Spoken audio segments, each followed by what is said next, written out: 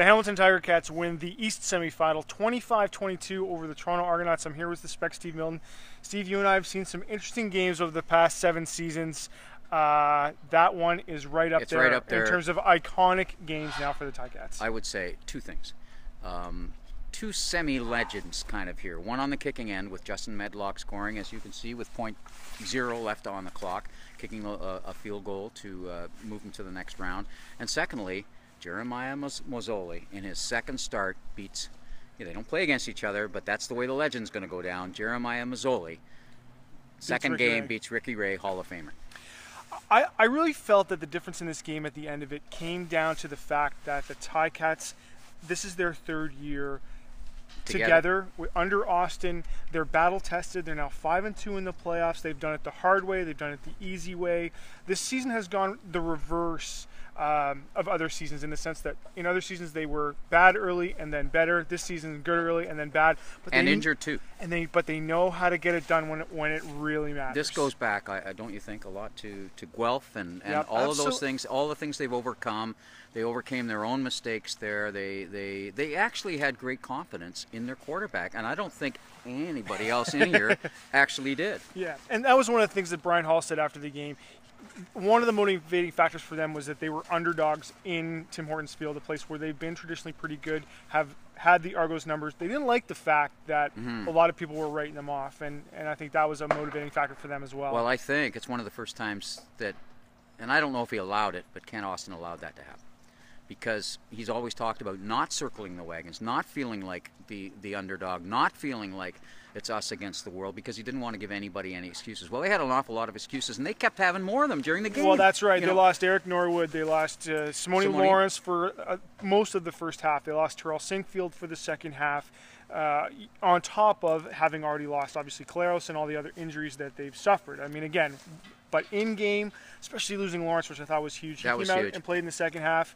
Says he'll play next week, but I mean, without Kaleos, he's their spiritual leader. There's no doubt about it, and I think a shout out there on and remembering what kind of season Norwood had. Yeah.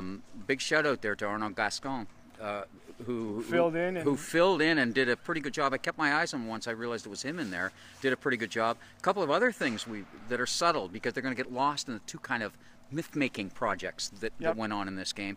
Brandon Banks, running the ball back. Yes, he didn't score any touchdowns, and yes, there was that one hesitation that may have cost them, but consistently gave them some good field position when it was really, really needed. And the other one, C.J. Gable, had 71 yards rushing in the second half, and it was one of those ones that kind of snuck by you, I think, because it was so tense. Yeah, and one other guy I think is worth mentioning is Ted Laurent. 2 sacks in this game and was just a beast inside. Brilliant game. He's got a guy that I think we've given a lot of attention to, given how well he's played the last couple of years, but he was a dominant factor in this game, absolutely.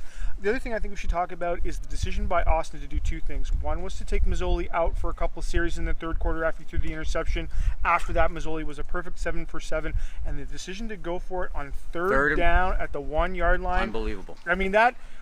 this team needed a touchdown, though, too, didn't it? I mean, they did, but man, that gamble, it could have been. In a league where points are easy to come by, you see a lot of coaches do the conservative thing from time to time. That was a very aggressive move, and one that would have been second guessed if it hadn't gone his way. Well, and the only thing I think going in his favor that helped in that is the wind, and you would have been, they are on the one, right, in the way that the defense has been playing, and really the defense is, what can you say about them? I mean, they didn't score any touchdowns today, but you almost got the feeling that they could. They really did a lot for this team. Kept them in the game till Mazzoli, until that pep talk from Austin, and that's good coaching, right? That isn't just process, okay? The process at that point, I think, had come a trifle off the rails, so he took it in his own hands, and I've got to give him great credit for that. Well, and so the playbook that the Ticats were sort of expected to use to win games, which was really good defense, good special teams, and enough offense, it hasn't worked for them down the stretch. It worked for them today. Really only in the second half, though, the entirety of that, well, yes. And the question becomes, does it work next week? Does it work next week? Well, it hasn't against Ottawa, although it was pretty close in the first game, right, against them. We'll see. I think a couple of things here change. Some negative, some positive. Depends on what the injuries are. Lawrence won't practice all week, he told me, but he said he'd be there at game time. And it's so he'll. I mean, he probably shouldn't have said that, but since he did, I'm going to tell everybody else there, else out there that. but establishing the run both from the quarterback and how much Mazzola had quite a few yards on the ground too, and that was all deliberate. A couple of the draws going this way, the quarterback draws were absolute keys. Now those hadn't been working earlier, and they did not work well against Ottawa. I think Ottawa defensed it better than Toronto did today, but it's got to put that in their head now. They're setting themselves up a lot more for play action, you know. The same situation is going to be. The Ticats are going to be the exact same situation they were this week, which is they'll be dealing with injuries, they'll be dealing with some uncertainty, and they're going to be the underdogs going into bigger Iowa. Underdogs, even bigger right? underdogs. Not prohibitive because of this game, but I think some bettors would probably like to make it that way. Well, and I will say this: I think that you underestimate this team, and particularly at your peril. I mean, that's what today proves, right? That when it matters, maybe they can find a way. Think of the dramatics here too. This is the first of all, Toronto coming in here. Yep. This is how many they've lost. How many times here this year? 5, right? 6 now. 6 now. Yeah, that's right. And well, 6 times in here, but this year they lost to Hamilton in here 3 times plus. So 5 times in here in this field. It's the Argos. It's a kick like that. It joins the great pantheon of last-second kicks. Ruoff, Osbaldiston, Sunter, and now Sunter and Medlock.